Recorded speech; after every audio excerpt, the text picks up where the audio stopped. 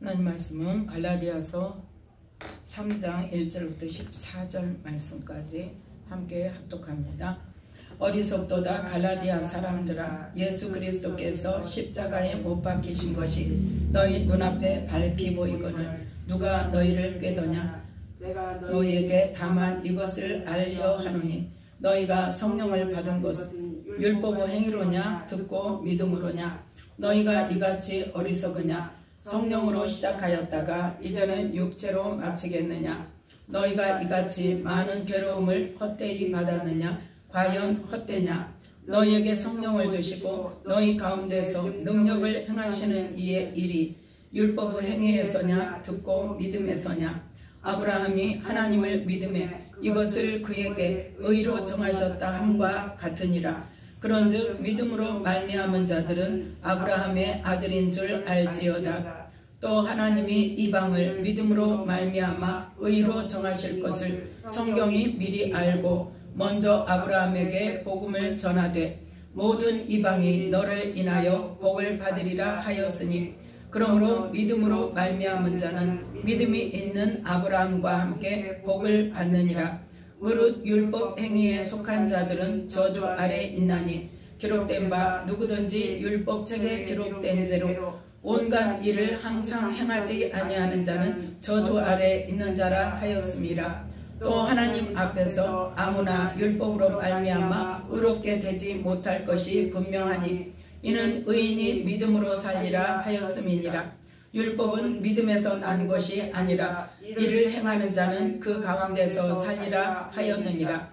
그리스도께서 우리를 위하여 저주를 받은 바 되사 율법의 저주에서 우리를 속량하셨으니 기록된 바 나무에 달린 자마다 저주 아래 있는 자라 하였습니다. 이는 그리스도 예수 안에서 아브라함의 복이 이방인에게 미치게 하고 또 우리로 하여금 믿음으로 말미암아 성령의 약속을 받게 하려 함이니라. 아멘. 말씀에 은혜가 있으시기 바랍니다.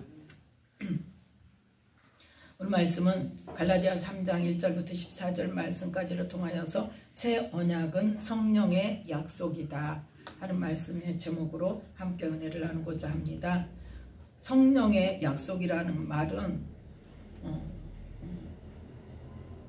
성령께서 약속하신 것을 받는다는 것이 아니라 성령을 주시겠다는 약속이다 그 말이에요. 성령을 주시겠다는 약속이 이루어진 거다, 그걸 말하는 겁니다. 그래서 이 14절이 이 오늘 말씀의 결론이죠. 자, 14절 다시 한번 읽겠습니다. 이는 그리스도 예수 안에서 아브라함의 복이 이방인에게 미치게 하고 또 우리로 하여금 믿음으로 말미암아 성령의 약속을 받게 하려 함이니라. 아멘. 성령을 받게 된 것이 그냥 받은 것이 아니라 율법을 행함으로 받은 것이 아니라 무엇으로? 아브라함에게 약속하신 말씀이 우리에게 이루어진 거라는 말씀이죠. 그래서 아브라함에게 뭘 약속하셨어요?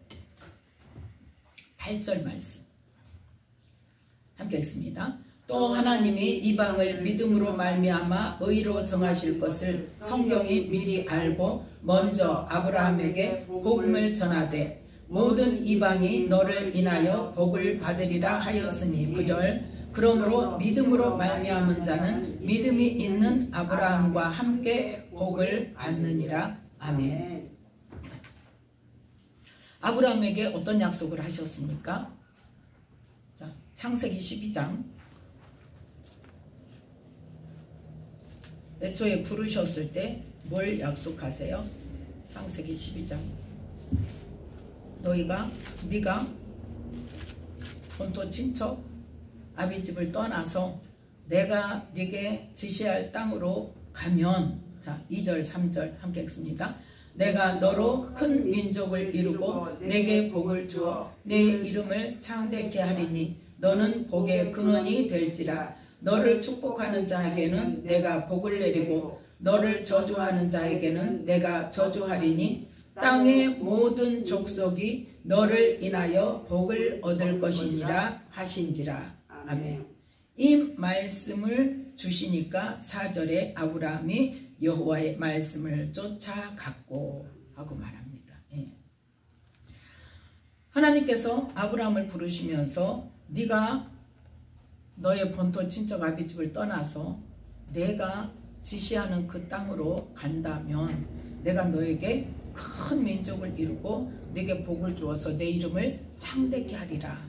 그러면서 뭐라고? 땅의 모든 족속이 너를 인하여 복을 얻을 것이니라. 이 말씀이 바로 모든 이방이 너를 인하여 복을 받으리라는 약속의 말씀이라는 거죠. 자, 이때는 어떻게 했다? 말씀을 쫓아갔다고 그랬죠. 하나님의 그 말씀을 쫓아갔어요. 그러면 아브라함이 믿음이 있었습니까? 없었습니까? 그냥 일단 갔어요. 일단 순종해서 갔어요. 일단 순종해서 갔다가 언제? 창세기 15장에 창세기 15장에 1절 보면 이후에 여호와의 말씀이 이상 중에 아브라함에게 임하여 가라사대 아브라함아 두려워 말라 나는 너의 방패요 너의 지극히 큰 상급이니라. 그랬더니 아브라함이 주 여호와여 내게 무엇을 주시렵니까? 나는 무자하오니. 지금 처음에 부르실 때 뭘 약속하셨어? 너로 큰 민족을 이루게 하셨다고 말씀하셨죠.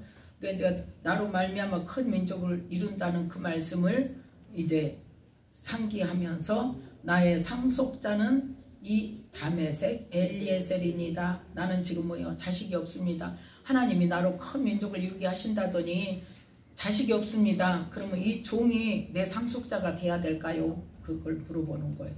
그랬더니 뭐라고? 아니다. 네 몸에서 날짜가 네 후사가 되리라. 그러면서 하늘을 우러러 무뼈를 셀 수 있나 보라. 네 자손이 이와 같으리라. 그러니까 아브라함이 여호와를 믿었다 그랬어요. 근데 아브라함이 이때가 나이가 몇 살일까요? 몇 살에 하나님의 말씀을 쫓아 나왔어요? 75세에 나왔죠? 이때가 언제냐? 85세. 85세. 자, 이때가 언제냐?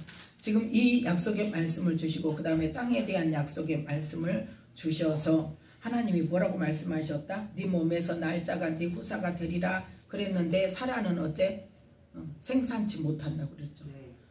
생산치 못해서 누구에게? 하갈에게 아브라함을 주어서 아브라함의 아이를 갖게 했단 말이에요. 그때가 언제냐? 사라가 자 3절 창세기 16장 3절 함께 읽습니다. 창세기 16장 3절 아브라함의 아내 사레가 그 여종 애굽의 사람 하갈을 가져 그 남편 아브라함에게 첩으로 준 때는 아브라함이 가나안 땅에 거한 지 10년 후이었더라. 자, 부르시는 12장부터 지금 다시 언약을 주시는 15장까지 13장, 14장에 어떤 일이 일어났어요? 12장, 13장, 14장에 아브라함이 하나님을 믿고 살았습니까? 믿음이 있었습니까? 없었죠. 하나님보다 누굴 믿었어요? 자기 아내 사례를 믿었어요. 자기 아내 사례를 믿었더니 뺏겼어요. 뺏겨가지고 그 덕분에 뭐는 얻었어요? 재산은 얻었어요. 양과 소와 나비와 암수 나귀와 노비와 약대를 얻었어요. 그런데 아내는 뺏겼어요. 하나님의 역사는 누구를 통해서 나타나야 돼? 아내를 통해서 나타나야 돼. 예. 그래서 하나님이 바로에게서 그 사례를 뺏었어요. 뺏어줬어요. 그 다음에는 또 여러 가지 아무튼 일들이 있었죠. 여기저기 다니면서 롯도 떠나게 하고 또 롯이 다른 왕에게 잡혀가기도 하고 또 그 전쟁을 가서 뺏어오기도 하고 그랬더니 그동안 몇 년이 지났더라? 10년이 지났어요. 10년이 지나서 이제 하나님이 다시 나타나셔서 네 몸에서 날 후사를 통하여 내 자손이 하늘의 뭇별과 같이 많을 것이다. 그 말씀을 주셔서 아멘 했어요. 그래서 아멘 하고 믿으니까 6절에 15장 6절에 하나님께서 그를 그의 의로 여기셨다 그랬어요. 그 믿음을 어떻게 하는 거예요? 지금 여겨주시는 거예요. 네. 그래서 우리가 예수 믿으라는 전도를 받고 교회에 나오는 것은 그때 칭의가 될 수 있다 없다? 그때는 그냥 부르심을 쫓아 순종해서 나온 거예요. 그러면 언제? 이 예수님은 구원의 복음을 온전히 깨달을 때, 구원의 복음을 깨닫고는 예수님께서 나를 대신해서 십자가에 죽으셨구나, 그 은혜로 내가 새 생명을 얻었구나 하고 믿음을 이제 아는 거, 그때 하나님께서 믿음을 인정해요, 여겨주시는 거예요. 여겨주시는 거예요. 칭의예요. 여겨주시는 거예요. 그 다음에 그 말씀이 이제 오늘 본문 말씀에 갈라디아서 3장 6절 말씀 함께 읽습니다. 6절. 아브라함이 하나님을 믿음에 이것을 그에게 의로 정하셨다 함과 같으니라. 아멘. 이때 칭의란 말이에요. 그 다음에 그러면 언제 믿음을 인정받았어요?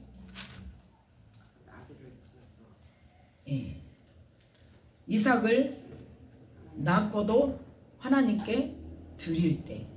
자, 그러면 창세기 다시 넘어가서 창세기 왔다 갔다 할 거예요. 22장 갈 때까지는. 창세기 16장 16절에 자, 함께 읽습니다. 하갈이 아브람에게 이스마엘을 낳을 때에 아브람이 86세였더라. 86세에 이스마엘을 낳았는데 하나님의 뜻에 합당한 거예요? 합당치 않은 거예요? 합당치 않은 건데 13년 동안을 하나님께서는 뭐 하셨어요? 침묵하셨어요. 우리는 바쁘고 안달이지만 하나님의 때가 있다니까요. 뭐 할 때까지 기다리세요? 내 힘 다 빠질 때까지 기다리세요. 내 힘 다 빠질 때, 안달하는 거 포기할 때까지 기다리세요. 내가 내려놔야 돼. 여러분 들고 그냥 하나님 얼른 이러고 있으면 어때요? 하나님은 아직 때가 아니다. 너 그렇게 팔팔 뛰는 건 아직 때가 아니다.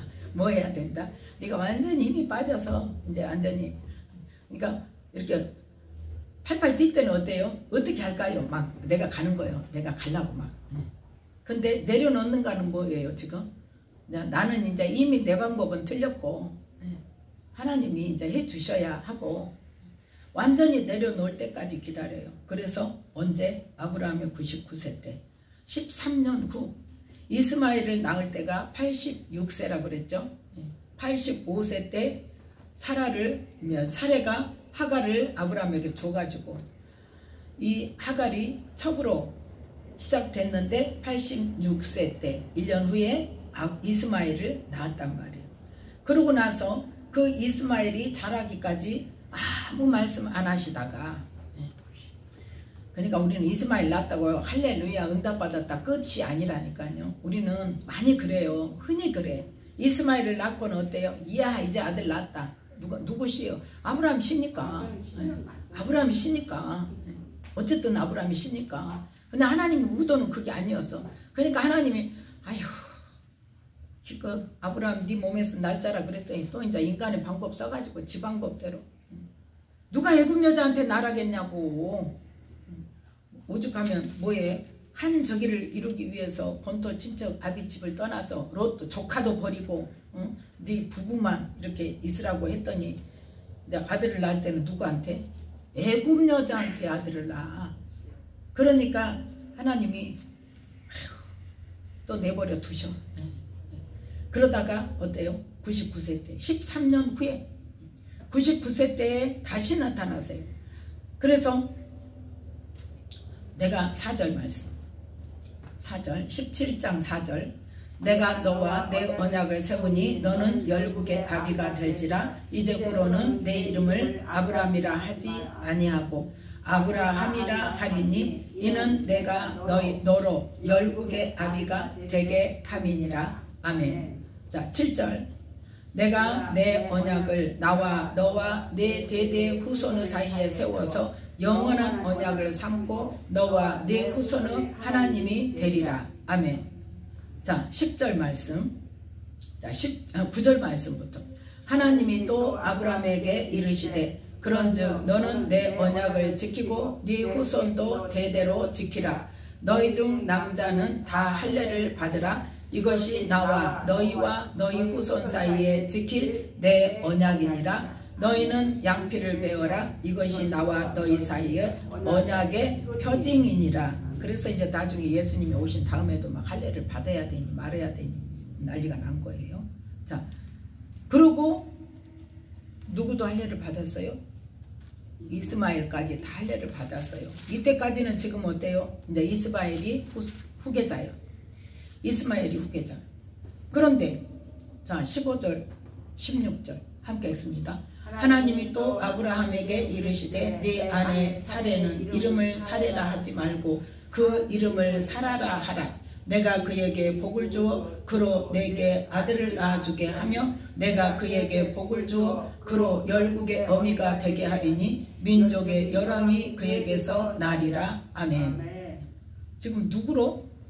사라에게 사례를 사라로 이름 바꾸고 사라라는 뜻이 뭐다? 열국의 어미라는 뜻인데 그래서 사라가 아들을 낳을 것이다. 그러니까 어때요? 17절 반응이 어떻습니까? 아브라함이 엎드려 웃으며 심중에 이르되 100세 된 사람이 어찌 자식을 낳을까? 사라는 90세니 어찌 생산하리요? 하고 아브라함이 이에 하나님께 고하되 이스마엘이나 하나님 앞에 살기를 원하나이다. 아멘. 어때요? 힘이 있으니까 지 힘으로 지방법대로 해가지고 애굽 여자한테 이스마엘을 턱 나니까 하나님께서 뭐 때까지 기다렸다? 힘 빠질 때까지 기다렸다. 이제 우리는 자식 못 낳아 할 때까지 기다리신 거예요. 그러니까 99세 때 나타나서 하나님께서 아들을 주겠다고 하시니까 아브라함이 그러잖아. 웃으면서 아이고 웃는다는 것은 뭐예요 지금? 못 믿는다는 거예요. 예, 말도 안 돼 그거예요. 말도 안 돼. 100세 된 사람이 나 자식 끝났어요. 살아도 어째서? 끝났어요. 아란이 끝났어요. 뭔 소리예요 지금 그거예요. 지금. 그러니까 이미 난 어째? 이스마엘이나 하나님 복 주세요. 그랬더니 19절 하나님이 가라사대 아니라 네 아내 사라가 정녕 네게 아들을 낳으리니 너는 그 이름을 이삭이라 하라. 내가 그와 내 언약을 세우리니 그의 후손에게 영원한 언약이 되리라. 아멘. 그러면서 이스마엘도 네 부탁을 들어서 내가 복을 주어서 12방백을 낳게 할 거야. 그리고 큰 나라가 되게 하는데 내가 너와 맺은 내 후손의 언약은 21절 내 언약은 내가 명년 이 기한에 사라가 네게 낳을 이삭과 세우리라. 아멘. 그러면 이 말씀을 믿었다 안 믿었다? 없어요. 하나님이 어떻게 말씀하신 것도 없어요. 지금 어떻게 믿어요 안 믿어요? 안 믿어. 안 믿어. 안 믿고 언제 믿어요? 이삭을 낳은 뒤로 이제 믿는 거예요.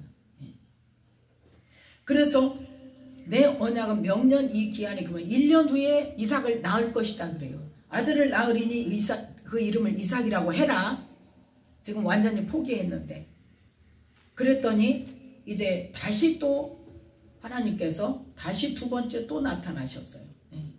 양피를 베고 이스마엘도 양피를 베고 그 아브라함과 그 모든 집의 남자들이 다 할례를 받고 그리고 이제 어느 날 18장에 보면 만물이 상수리 숲을 근처에서 하나님께서 또 나타나십니다.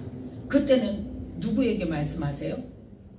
아브라함에게 말씀하시는데 누구를 찾으세요? 사라까지 찾으세요. 자 9절 말씀 함께 읽습니다. 이들이 아브라함에게 이르되 내 아내 사라가 어디 있느냐? 대답하되 장막에 있나이다. 그가 가라사대 기한이 이를 때에 내가 정녕 네게로 돌아오리니 네 아내 사라에게 아들이 있으리라 하시니 사라가 그 뒤 장막문에서 들었더라. 아멘. 자 아브라함이 못 믿었다는 증거가 뭐냐?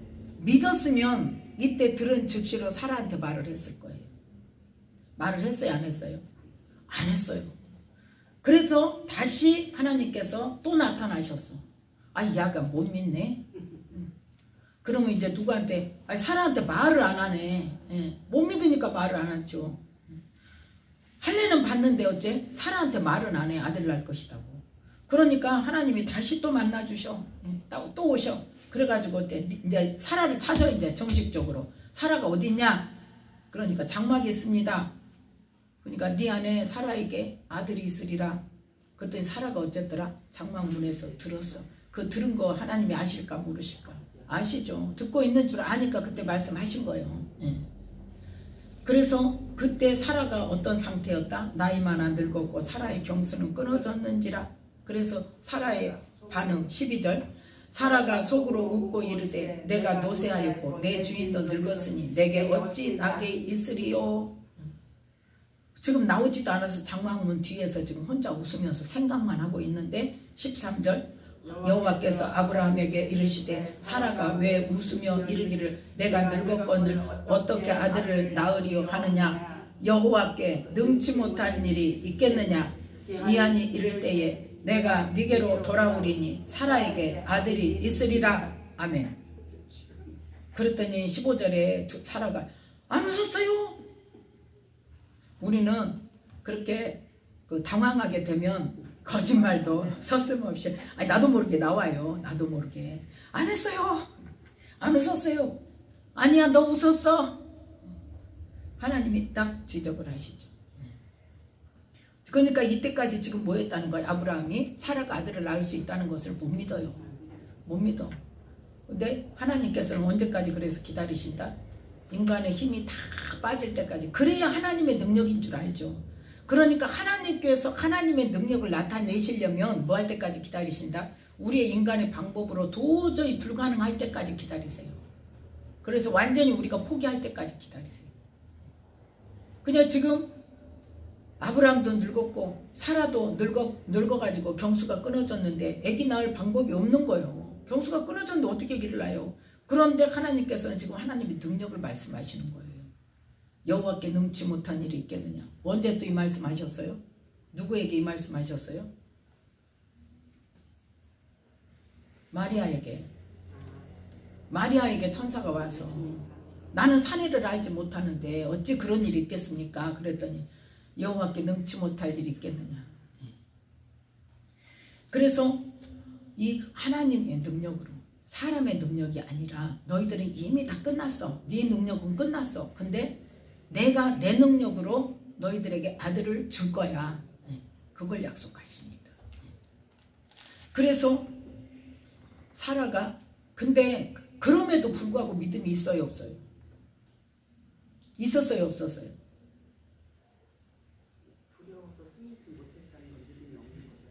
아니 그게 문제가 아니에요. 그게 문제가 아니에요. 거기에서 어디로 갔어요? 자, 20장. 이제 그 다음에 롯에 관한 이야기니까 볼 필요 없고 롯과 소돔과 고모라에 관한 이야기. 20장 말씀. 20장 1절 2절. 아브라함이 거기서 남방으로 이사하여 가데스와 술 사이 그랄에 우거하며 그 안에 사라를 자기 누이라 하였으므로 그랄 왕 아비멜렉이 보내어 사라를 취하였더니. 아멘. 지금 하나님께서 사라의 태를 열었어요 안 열었어요? 열었어요. 열었다니까요. 열었으니까 1년 후에 아들을 낳는다고 그러죠. 열었으니까 아비멜렉을 지금 접근을 못하게 한 거예요. 열었으니까. 열었기 때문에 아비멜렉을 접근을 못하게 그날 밤에 사라 데려간 그날 밤에 그걸 분명히 말씀하시잖아요. 첫 번째 애굽 땅에 가서 아내를 뺏길 때는 그 말씀 없어요. 며칠 만에 풀려났는지 몰라요. 그런데 그 아내를 사라를 취한 연고로 그 집에 재앙이 일어났다고 그랬어요. 창세기 22장 17절에 보면 바로가 사라를 취하고 아브라함에게 막 양도 주고 소도 주고 노비도 주고 암수 나귀와 약대를 주고 나서 그랬다면 어쨌다는 거예요. 지금 며칠이 됐는지 몰라요. 사례를 취했다는 거예요. 그래서 17절에 여호와께서 아브라함의 아내 사레의 연고로 바로와 그 집에 큰 재앙을 내리신 거예요. 이미 큰 재앙을 내렸어. 그러니까 사람이 알 수 있는 큰 재앙을 내렸기 때문에 바로가 아브라함을 불러서 너 왜 네 아내를 동생이라고 했냐. 그러면서 19절에 보니까 뭐래? 네가 어찌 그를 누이라 하여 나로 그를 취하여 아내를 삼게 하였느냐. 네 아내가 여기 있으니 이제 데려가라. 며칠 동안 그런데 며칠 후에 이 일이 일어난지 모른단 말이에요. 근데 큰 재앙이 일어났는데 그날 막 다 일어났겠어요? 저녁도 되기 전에 그 일이 일어났겠어요? 아니란 말이에요. 그런데 그때는 어땠어요? 사라의 태가 닫혀져 있는 상태. 닫혀져 있었으니까 그 90세까지 뭐 아들을 못 낳고 그렇게 있었던 거예요. 그러니까 인간의 방법으로는 할 수 없는 사람이었어요. 그렇기 때문에 바로에게서 다시 취해 주었지만 태에 관한 문제는 없습니다. 원래 태가 닫혀 있었어. 그런데 언제? 하나님께서 네 안에 사례를 통해서, 그때는 근데 어쨌더라? 경수도 끊어진 상태예요. 끊어진 상태니까 하나님께서 능치 못할 일이 있겠느냐. 뭐 또? 경수가 끊어졌어도 하나님이 태를 여시면 아들을 낳을 수 있다 이거예요. 아들을 낳을 수 있는 능력을 주신다는 거죠. 사내를 알지 못해도 하나님의 능력이 임하면 잉태가 되잖아요. 그래서 이 말씀을, 약속의 말씀을 듣고도 또 어디로 갔어? 남방으로 갔어. 그 땅에서 안 살고 남방으로 가가지고 아비멜렉 그랄 왕에게 또 사라를 뺏겼어. 그랬더니 그때는 이미 사라의 태를 하나님이 열어놓으신 거로, 내년에 아들을 낳으리라 했으면 태를 열어놔야 내년에 아들을 낳죠. 사라에게 직접적으로 말씀하신 거는 이거밖에 없잖아요. 이때밖에 없잖아요. 17장 그때밖에. 18장. 그래서 20장에 보면 그랄 왕 아비멜렉에게 사라를 뺏겼는데 그날 밤에, 그러니까 여인을 취하기도 전에, 그래서 이때 3절 함께 읽습니다. 그 밤에 하나님이 아비멜렉에게 현몽하시고 그에게 이르시되 네가 취한 이 여인을 인하여 네가 죽으리니 그가 남의 아내임이니라. 그랬더니 4절 아비멜렉이 뭐라고 대답합니까? 아비멜렉이 그 여인을 가까이 아니한 고로 그가 대답하되 주여 주께서 의로운 백성도 멸하시나이까. 그가 나더러 이는 내 누이라고 하지 아니하였나이까. 그 여인도 그는 내 오랍이라 하였사오니 나는 온전한 마음과 깨끗한 손으로 이렇게 하였나이다. 믿음이 없으니까 하나님 내 생명을 지켜주세요가 아니라 사라가 너는 내 동생이라고 해서 남편이라고 하면 나를 죽이고 너를 뺏어갈 것이고 오빠라 그러면 너를 데려가고 나를 후대할 것이니까 그러니까 오빠라고 해라, 동생이라고 해라 해가지고 그렇게 했더니 어때요? 그 여인을 아직 취하지 않았단 말이에요. 그러니까 그 여인을 가까이 하지 않았으니까 하나님 나는 아닙니다 한 거예요 지금. 그러니까 6절에 뭐래요? 그래서 지금 너에게 막은 거다 그렇게 말씀해요. 6절 함께 읽습니다. 하나님이 꿈에 또 그에게 이르시되 네가 온전한 마음으로 이렇게 한 줄을 나도 알았으므로 너를 막아 내게 범죄하지 않게 하였나니 여인에게 가까이 못하게 함이 이 까닭이니라. 아멘. 아예 가까이 하지 못하도록 그날 밤에 끝냈어 하나님께서. 근데 그 아비멜렉이 사라를 취함과 동시에 어떤 일이 일어났었어요? 자 18절 말씀. 18절 여호와께서 20장 18절 20장 18절 여호와께서 이왕에 아브라함의 아내 사라의 연고로 아비멜렉의 집 모든 태를 닫히셨습니다. 태를 닫아놓은 것은 알아요 몰라요? 사람이 모르죠.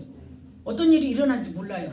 그러니까 사람에게 나타나지 않으니까 모르니까 하나님께서 꿈에 나타나셔가지고 너 데리고 자지마 이렇게 된 거예요. 너 데리고 자면 어떻게 한다? 너 죽어. 너 죽어 그런 거예요. 네가 취한 이 여인을 인하여 네가 죽으리니 남의 아내야.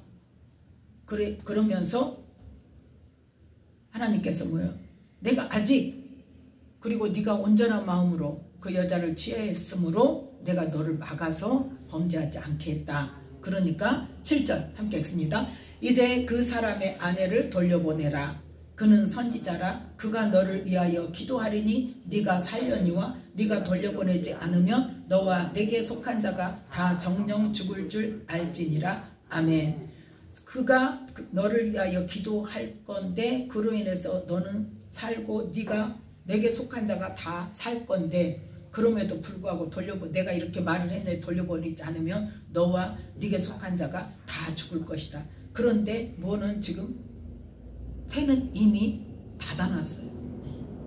그래서 이 기도할 때에 그 태를 연다는 말씀 안 하십니다.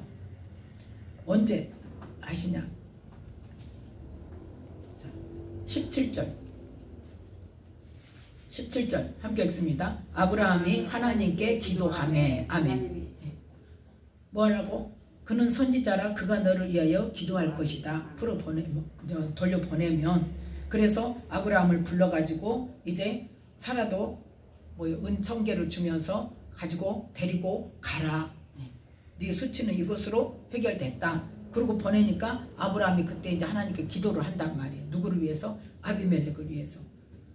그때 기도할 때 축복의 기도를 했을 거 아니에요. 그러니까 하나님이 그때 아비멜렉과 그 아내와 여종을 치료하사 생산케 하셨으니 아비멜렉의 집 모든 태를 이미 사라 데려감과 동시에 닫아버렸단 말이에요. 그러니까 하나님께서 사라의 태를 열어놓으셨기 때문에 아비멜렉이 취하여서 저녁에 잠을 자면 누구 애기가 지금 태어나게 생겼어? 아비멜렉이 애기가 태어나게 생겼으니까. 그래서 태를 아예 그냥 남자고 여자고 전부 다 닫아버리고 그 다음에 그냥 너 죽어 해가면서 빨리 보내라고 그래가지고 아예 하룻밤도 데리고 못 자게 막아가지고 돌려보냈단 말이에요. 그러고 나서 정말 그때까지도 지금 아브라함은 사라랑 알아요? 몰라요? 아들을 낳을 수 있을 거라는 걸 모르는 거예요. 그런데 그 뒤에 21장 1절에 그 말씀대로 사라를 권고하셨고 그거는 뭐예요? 이제 잉태시키셨다는 거예요. 잉태시키시고 여호와께서 그 말씀대로 사라에게 행하셨으므로 사라가 잉태하고 그냥 잉태했다는 거예요. 그래서 하나님의 말씀하신 1년 후에 아브라함에게 아들을 낳아주었고 그러니까 자기들은 인간의 힘으로 이미 끝났다고 포기했는데 하나님께서 아들을 낳게 하시니까 이제 그 말씀대로 정말 되네 이제 믿기 시작하는 거예요. 그래서 이름을 이삭이라고 지었던 거죠. 그런데 그 이삭을 어땠어요? 그 안에 어떤 일이 일어났어요? 그 안에 이삭을 보내기 전에 이삭을 낳고 나서 누가 쫓겨나요? 이스마엘이 쫓겨나죠. 하갈과 이스마엘이 쫓겨납니다. 하나님께서 보내라. 사라가 원하는 대로 해줘라. 보내라. 그렇게 말씀하시고 그 다음에 이제 22장에 이스마엘도 내보냈는데 독자 이삭을 데리고 모리아산에 가서 내게 번제로 드려라. 그렇게 말씀하실 때 이때는 이제 뭐예요? 아브라함의 믿음이 완성되었다는 거예요. 언제 믿음이 완성되었을까요? 이삭을 낳았을 때 인간의 힘으로 안 되는 거 하나님은 하시는구나 하고 알게 된 거죠. 그래서 그뿐만 아니라 또 어떤 일이 일어났어요? 아브라함에게 그 아비멜렉이 왔어요. 그러면서 뭐라고 말해요? 21장 22절 함께 읽습니다. 때에 아비멜렉과 그 군대 장관 비골이 아브라함에게 말하여 가로되 네가 무슨 일을 하든지 하나님이 너와 함께 계시도다. 아멘. 하나님이 너와 함께 계시는 것을 주변 사람이 알 정도로 하나님께서 아브라함을 축복하셨다면 복을 주시고 도우시고 함께 하셨다면 아브라함은 더 잘 알겠죠. 그래서 믿음이 이제 굳건해졌어. 그랬을 때 정말 네 믿음이 정말 믿음이냐? 네가 가장 사랑하는 거 나에게 달라 그러면 네가 줄 거냐? 정말 나를 믿을래? 그럼 내가 이삭을 통해서 네 후손이 하늘의 별과 같이 많아질 거라고 했는데 그 말을 정말 네가 믿고 있는지를 지금 시험하시는 거예요. 그 말씀을 시험하시는 거예요. 그 말씀을 믿는 거야. 그러니까 우리의 믿음은 뭐에 대한 믿음이다? 하나님의 존재에 대한 믿음이 아니라니까요. 하나님께서 하신 말씀을 하나님께서 반드시 그렇게 이루실 것이라는 것을 믿고 있는 거예요. 그래서 아브라함이 이삭을 어떻게 했다? 죽일지라도 죽은 자 가운데서 도로 주실 것을 믿었다고 그랬어요. 아브라함의 믿음은 어떤 믿음이었다? 이삭이 죽이기 아니라 번제 아니라 어떤 방법을 해서 없어진다 할지라도 하나님께서는 어쩔 것이다? 이삭을 돌아주실 것이다. 아멘. 왜? 하나님은 이삭을 통해서 내 후손을 주신다고 했으니까. 네. 그래서 그 말씀을 믿는 믿음.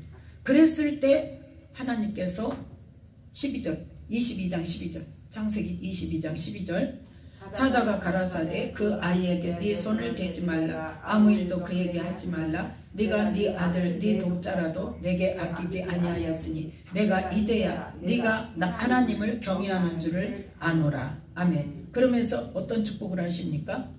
자 16절부터 가라사대 여호와께서 이르시기를 내가 나를 가리켜 맹세하노니 네가 이같이 행하여 네 아들 네 독자를 아끼지 아니하였은즉 내가 네게 큰 복을 주고 네 씨로 크게 성하여 하늘의 별과 같고 바닷가의 모래와 같게 하리니 네 씨가 그 대적의 문을 얻으리라. 또 네 씨로 말미암아 천하 만민이 복을 얻으리니 이는 네가 나의 말을 준행하였음이니라 하셨다 하니라. 그래서 어떤 말씀을 이루겠다는 거예요? 아브라함을 부르실 때 처음 하셨던 12장의 3절 말씀에 땅의 모든 족속이 너를 인하여 복을 얻을 것이니라에 하는 말씀을 이루겠다는 거예요. 뭐 했으니까? 네 믿음을 내가 이제 받았다는 거죠. 네 믿음 인정한다. 너는 내가 그 말씀을 이룰 만한 믿음이 있어. 인정하는 거예요. 그래서 네 씨로 말미암아 천하 만민이 복을, 이제는 뭐예요? 모든 족속이 아니라 천하 만민이 복을 얻으리니 그건 뭐 때문이다? 너의 믿음 때문이다. 그 믿음이 어떤 거다? 하나님의 말씀을 준행하였다. 하나님을 믿고 하나님께서 말씀하신 대로 다 순종했다는 거예요. 이루었다는 거예요. 그걸 보고 네가 나를 경외하는구나, 네가 나를 정말 믿는구나, 내가 하는 말은 다 네가 믿는구나 하고 믿음을 인정받았다는 겁니다. 그래서 우리는 성령을 무엇으로 받는다? 믿음으로 받는다는 거예요. 그래서 우리도 전도를 받고 교회를 나올 때는 아브라함의 어떤 모습과 같아요? 12장에 부르심에 순종하는 모습이에요. 그 다음에 우리가 이제 그 뒤로부터 뭐를 해요? 믿음도 없죠. 뭔지도 모르죠. 그때부터 뭘 아는 거예요? 이제 배우는 거예요. 하나님이 어떤 분이고 예수님이 어떤 분이고 하나님이 뭐라고 말씀하셨고 그 또 어떻게 해서 예수님이 오셨고 예수님이 이 땅에 왜 오셨고 그래서 우리 죄값을 치르시고 우리 대신에 뭐 하시고 피를 흘려서 생명을 주시고 또 한 가지 뭐 하셨어요? 십자가의 사건을 통해서 두 가지 일을 하셨죠. 한 가지는 죄사함의 문제, 죄값을 치러주셔서 우리의 죄를 담당하신 거고 또 한 가지는 자 갈라디아서 3장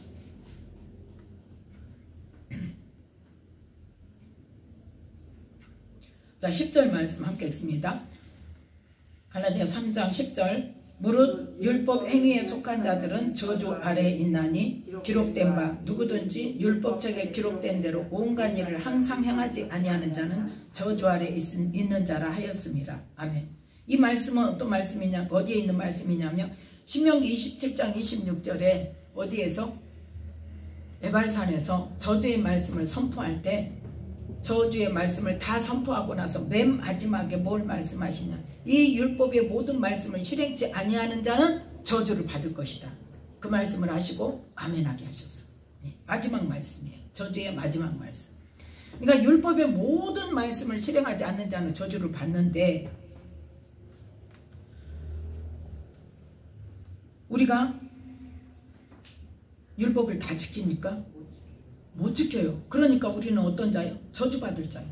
저주받을 자인데 13절 말씀 13절 갈라디아서 3장 13절 함께 읽습니다. 그리스도께서 우리를 위하여 저주를 받은 바 되사 율법의 저주에서 우리를 속량하셨으니 기록된 바 나무에 달린 자마다 저주 아래 있는 자라 하였음이라. 아멘. 그래서 우리의 저주를 속량하셨어요. 율법으로 인한 죄로 인한 죽음만 있는 게 아니라 죄로 인해서 뭐가 있다? 저주가 있다니까요. 저주가 있는데 죄로 인해서 저주를 받아야 되는데 그 율법의 저주를 예수님이 뭐 하심으로? 나무 십자가에 달리심으로, 나무에 달리심으로 그 저주를 속량하셨단 말이에요.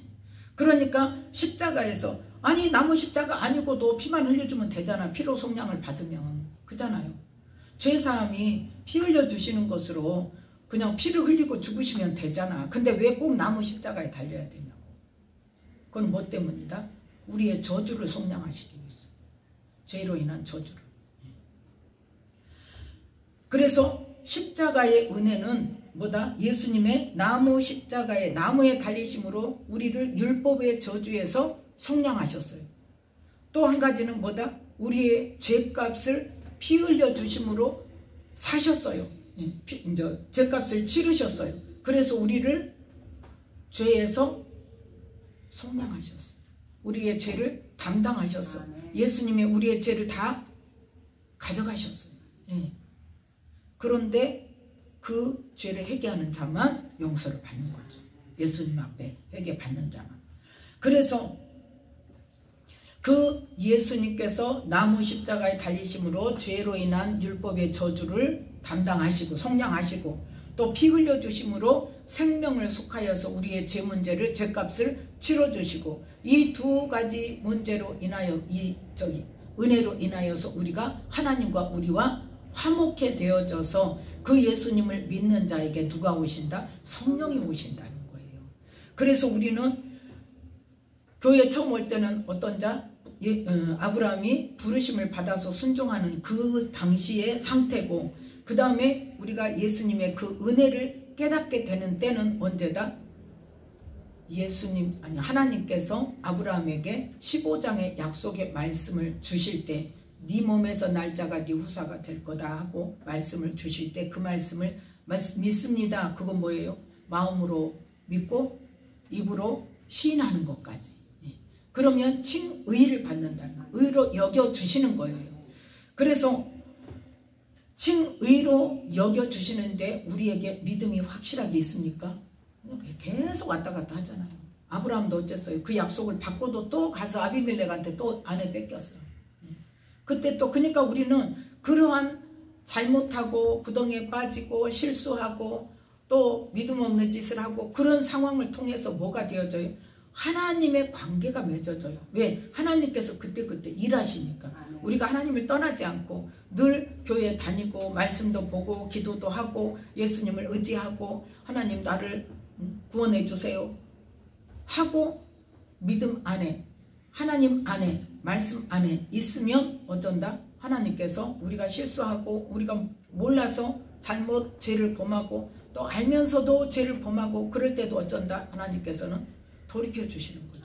깨닫게 하심으로. 그러면서 최종 믿음을 완전히 인정하시는 때는, 인정받아야 될 때는 언제예요? 심판 때란 말이에요. 심판 때. 심판 때는 어때요? 더 이상의 기회가 없어요. 우리가 이 세상의 생명이 끝나거나 아니면 주님이 다시 오셔서 재림의 때가 끝나고 나면 어때요? 더 이상 기회가 없어요. 그래서 심판 때에서 우리의 뭐대로? 행위대로. 그러면 우리가 칭의를 받은 이후로 정말 하나님의 말씀대로 영원한 생명, 천국에서의 영원한 생명, 천국에서의 영원한 생명을 얻을 만한 삶이 어디에 기록되어 있다? 성경에 기록되어 있습니다. 그러면 그 말씀대로 천국에 해당하는 삶을 살았는가를 보는 거예요. 이 행위대로 심판한다는 게. 분명히 요한계시록에 그렇게 말씀하시잖아요. 너희 행위대로, 너희 행위가 뭐한 대로, 기록된 대로. 바꿀 수도 없는 거예요. 이미 우리가 행동한 것은 바꿀 수 없어요. 우리가 이미 죄 지은 거는 뭐밖에 없어? 회개해야 그게 지워져요. 그런데 회개해서 지워졌는데 또 그 죄를 또 지으면 뭐 한 번 회개했으니까 그냥 없어지는 거예요. 또 다시 또 새겨지는 거죠. 그런데 말씀대로 하는 행위는 그 기록 그대로 적어져서 우리가 심판대 앞에 섰을 때 우리의 그 믿음을 행동으로, 삶으로 하나님 앞에 인정받아야 되는 거예요. 그랬을 때에 우리는 구원을 이룰 수 있는 거예요. 그러면 그것을 우리가 믿음을 의로 여겨주는 상황뿐만 아니라 언제부터? 우리가 예수님을 믿겠다고 선언할 때부터, 예수님을 내 구주로 삼겠습니다 할 때부터, 하나님도 잘 모르고 예수님도 잘 모르는데 예수님을 믿어야 되고, 예수님이 내 죄 때문에 대신 돌아가셨고, 이런 것들을 알고 나면 어쩐다? 그 예수님을 나의 구세주로 믿는 순간 뭐가 돼요? 하나님의 자녀가 되는 권세를 주시고, 하나님의 아들인 거로 아들의 영 성령님을 우리 안에 보내주셔서, 성령님이 오셔서 우리를 가르치시고 깨닫게 하시고 이끌어 주셔야 믿음을 인정받을 수 있는 삶까지 갈 수 있다는 거예요. 우리의 생각으로는 갈 수 없기 때문에 성령을 보내주셔야 할 수 있는 일이라는 것을 바로 구약의 예레미야 31장과 에스겔 36장에 말씀하고 있습니다. 새 언약에 대한 말씀이에요. 예레미야 31장 먼저 보겠습니다. 예레미야 31장 31절부터 33절 말씀까지.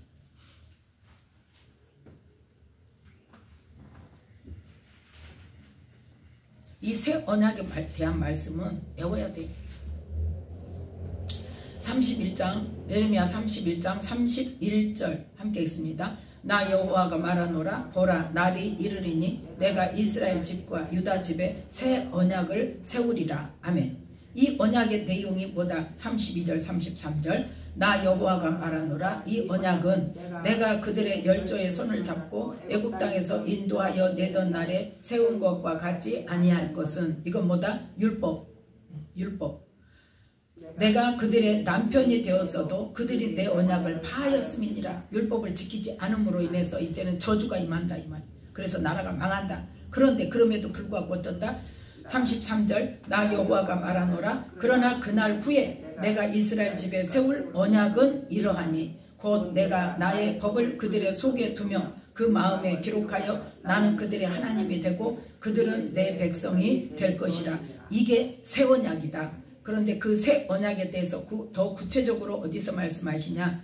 에스겔 36장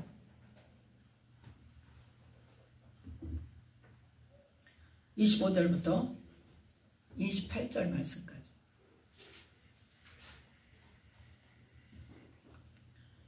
에스겔 36장 24절부터 봅시다.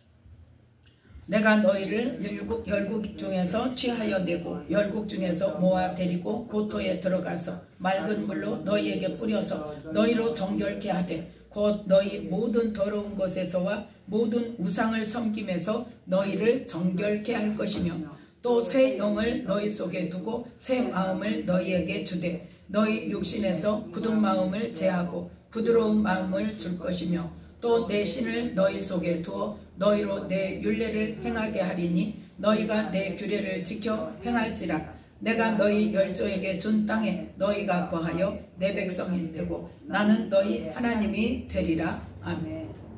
이게 지금 새 언약이 이루어지면 어떻게 될 것이라는 말씀을 구체적으로 말씀하고 있는 거예요. 그래서 우리에게 뭘 주신다? 새 영을 우리 속에 두시고 그 새 영으로 말미암아 우리에게 새 마음을 주신다는 거예요. 그건 뭐예요? 옛사람을 버리라는 거죠. 예. 그래서 우리의 굳은 마음, 우리 육신에서 굳은 마음을 제한다는 것이 바로 옛사람을 제한다는 거예요. 옛사람을 버리게 한다는 거예요.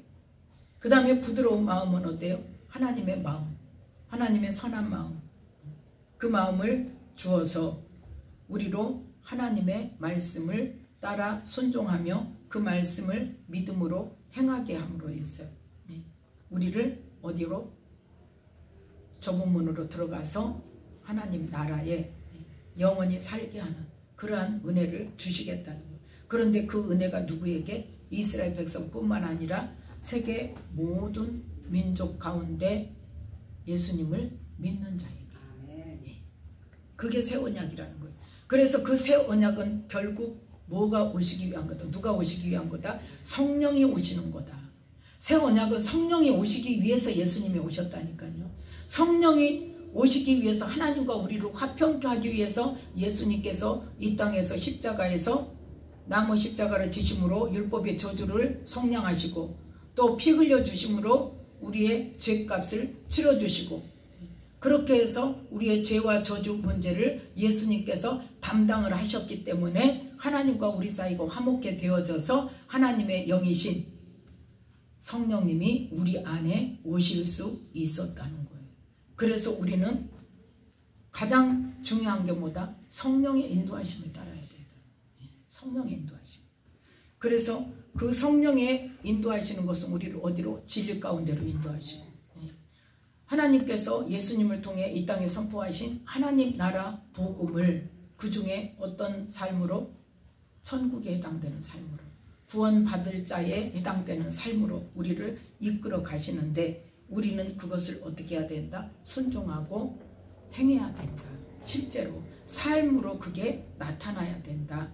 그랬을 때 그 삶이 하나님 나라의 행위록에 기록되어져서 주님 앞에 섰을 때, 심판 때에 뭐가? 그 기록된 행위대로 나의 삶으로 말미암아 천국에 해당되는지 아니면 영벌에 해당되는지, 그게 갈리워진다는 거죠.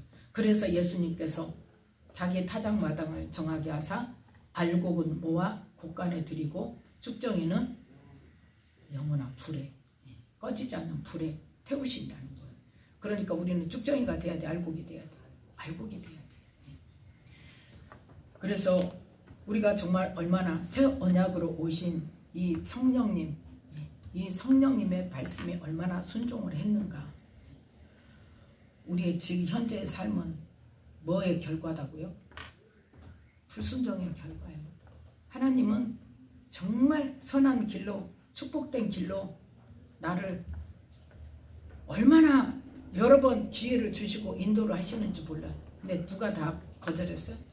내가 거절했어. 내가 거절했어. 할 말이 없는 거예요. 그래서 하나님의 사랑은 오래 참으시는 사랑. 그 사랑을 생각하면서 내가 얼마나 하나님께 순종하지 못하고 불순종한 삶을 살았는가. 그로 인해서 내 주변에 하나님의 영광을 나타내지 못하고 하나님의 놀라우신 그 축복의 사랑을 나타내지 못하고 하나님의 영광을 가리었던 것을 회개하며 기도하는 이 시간 되시기를 예수님의 이름으로 축복합니다. 기도하겠습니다.